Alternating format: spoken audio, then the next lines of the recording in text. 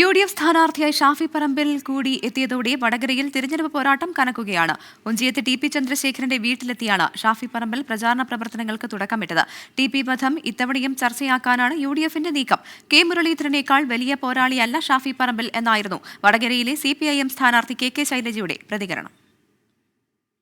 അപ്പോൾ സ്ഥാനാർത്ഥിയുടെ ശക്തി അശക്തിയിലേക്ക് അതിനേക്കാളും ഞാൻ വിശ്വസിക്കുന്നത് തീരുമാനമെടുക്കുന്ന ജനങ്ങളുടെ ശക്തിയിലും അവരുടെ പൊളിറ്റിക്കൽ സെൻസിലുമാണ്. വടകരയുടെ രാഷ്ട്രീയ ബോധത്തിലാണ് എൻ്റെ വിശ്വാസം. ആ വിശ്വാസം ഞങ്ങളെ ജയിപ്പിക്കും എന്ന കാര്യത്തിന് സംശയം വേണ്ട. മുരളിയേക്കാൾ വലിയ ഒരാൾ ഇവിടെ വന്നു എന്നുള്ള പ്രതീതിയൊന്നും ഞങ്ങൾക്കില്ല. ചന്ദ്രശേഖരൻ വധം സങ്കടമുള്ളൊരു കാര്യമാണ്. പക്ഷേ അങ്ങനെയുള്ള നിരവധി സംഭവങ്ങൾ കേരളത്തിലുണ്ടായിട്ടുണ്ട്.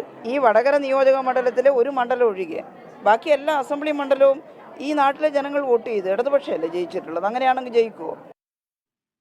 വിവരങ്ങളുമായി അരുൺ പൂപ്പറമ്പ ചേരുന്നുണ്ട് വടകരയിൽ നിന്ന്. അരുൺ, ഇരു സ്ഥാനാർത്ഥികളും വലിയ ആത്മവിശ്വാസമാണ് പങ്കുവെക്കുന്നത്.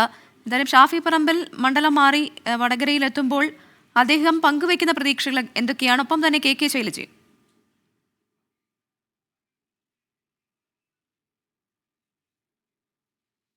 അരുൺ, കേൾക്കാമോ?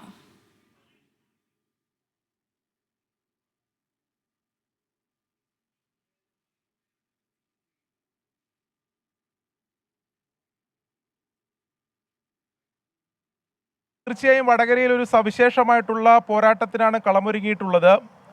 ആ ആദ്യഘട്ടത്തിൽ UDFനെ സംബന്ധിച്ച് ആശയക്കുഴപ്പമുണ്ടായിരുന്നു. മുരളീധരൻ തൃശ്ശൂരിലേക്ക് പോകുന്നു, പകരം ആര് എന്ന ചോദ്യം. അതിനുശേഷം എന്നാൽ ഷാഫി പറമ്പിലെത്തിയതോടെ UDF ക്യാമ്പ് വലിയ ആവേശത്തിലായി എന്ന വിലയിരുത്തലാണ്. അതിൽ ഷാഫി പറമ്പിലിൻ്റെ വരവോടെ നേരത്തെ ആദ്യഘട്ടത്തിൽ മുസ്ലിം ലീഗിൽ അതിർത്തി ഉണ്ടായിരുന്നെങ്കിൽ പോലും ഷാഫിയുടെ വരവോടെ അതിർത്തിയൊക്കെ മാറി സംഘടനാപരമായും അല്ലാതെയും തെരഞ്ഞെടുപ്പിൽ വലിയ പോരാട്ടം കാഴ്ചവെക്കാൻ ആകുമെന്ന പ്രതീക്ഷ UDF ക്യാമ്പുകൾ പങ്കുവെക്കുന്നു.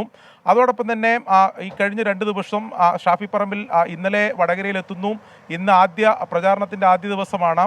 2 ദിവസവും വലിയ തരത്തിലുള്ള മുന്നേറ്റം പ്രചാരണത്തിൽ ഉണ്ടാക്കാൻ സാധിച്ചു. അതായത് യുവജന രംഗത്തെ നേതാക്കൾ ഉൾപ്പെടെ വടകരയിൽ ക്യാമ്പ് ചെയ്തുകൊണ്ട് പ്രവർത്തിക്കുന്നു എന്ന തരത്തിലൊക്കെ മാറുന്നു. എന്നാൽ LDF ക്യാമ്പിനെ സംബന്ധിച്ചിടത്തോളം ആശങ്കയില്ല. അതായത് ഷാഫി പറമ്പിൽ വലിയൊരു എതിരാളിയല്ല എന്ന തരത്തിലാണ് KK ശൈലജ ഉൾപ്പെടെ പ്രതികരിച്ചിട്ടുള്ളത്. അതായത് മുരളീധരനേക്കാളും വലിയ പോരാളിയായി ഷാഫി പറമ്പിലിനെ കാണാൻ സാധിക്കില്ല എന്ന തരത്തിലുള്ള പ്രതികരണമാണ് ഉണ്ടായത്. എന്നാൽ ഏറ്റവും പ്രധാനപ്പെട്ട കാര്യം UDFന്റെ പ്രചാരണം ഔപചാരികമായി തുടങ്ങിയത് TPയുടെ വീട്ടിൽ വെച്ചാണ്. അതായത് ഈ തെരഞ്ഞെടുപ്പിലും ഈ തവണയും TP വധം പ്രധാനപ്പെട്ട ഒരു രാഷ്ട്രീയ ആയുധമായി അല്ലെങ്കിൽ രാഷ്ട്രീയ പ്രചാരണ വിഷയമായി വടകരയിൽ UDF ഉന്നയിക്കുമെന്ന കാര്യത്തിൽ സംശയമില്ല. ആ തരത്തിലുള്ള സൂചനകളാണ് ഇന്നലെ ഈ പ്രചാരണം ഷാഫി പറമ്പിൽ വടകരയിൽ എത്തിയ ഘട്ടത്തിൽ നേതാക്കളുടെ പ്രതികരണം ആ തരത്തിലായിരുന്നു.